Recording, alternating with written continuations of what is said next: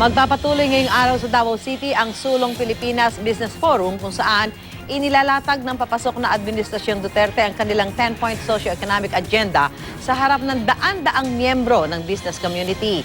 Mula sa Davao, may live report si Cedric Castillo. Cedric?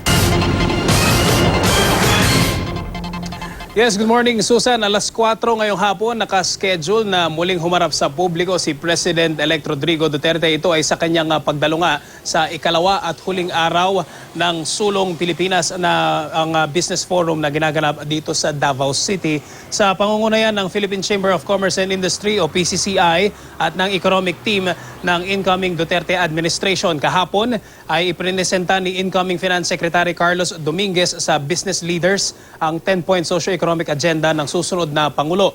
Sa isang press conference, sinabi rin ni incoming DOTC Chief Art Tugade na bilyon-bilyong piso ang nawawala sa bansa dahil sa traffic, kung kaya magpo-propose sila ng 2 taon o maximum na 2 years emergency powers para sa Pangulo para masolusyonan ito. Ngayong araw ay magbibigay naman ng rekomendasyon ang mga nasa industriya ng pagnenegosyo. Ang mga pananaw nila sa programa ng incoming administration ay ipepresent naman kay President-elect Duterte mamayang hapon.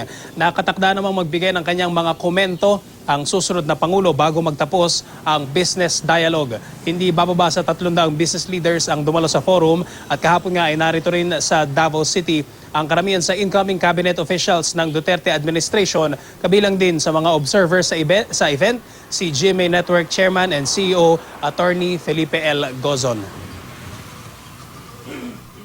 Yan ang trabaho natin to inform the public on what's happening. Importante itong economic policies ng bagong administration. That will determine where our country will go in the next 6 years. Nagagalak ako na kinukonsulta yung mga business people.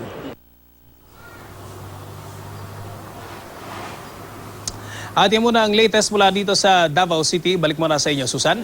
Maraming salamat, Cedric Castillo.